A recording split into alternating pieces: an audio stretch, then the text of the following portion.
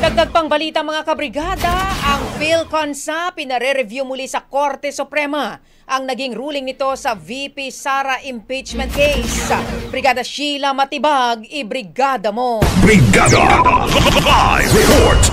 Hinimok ng Philippine Constitution Association Foundation Inc. o PhilConsa ang Supreme Court na bisitahin at pag-aralang muli ang factual basis sa desisyon sa ruling sa impeachment laban kay Vice President Sara Duterte.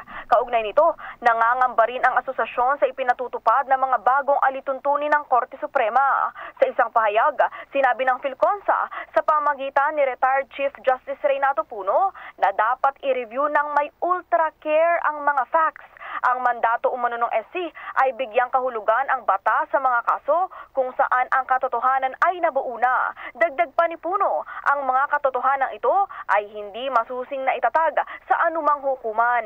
Dahil dito, nanindigan ang PhilConsa na dapat pag-aralang muli ang mga facts na naroroon sa desisyon upang matiyak na ito ay magbibigay ng katotohanan.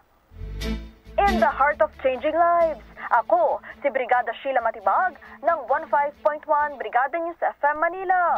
The Music News Authority. Brigada Balita Nation. Ang bahaging ito ay hatid sa atin ng Yummy-Vit ES3 Syrup. Simulang tuparin ang pangarap ng iyong anak. And stunting now,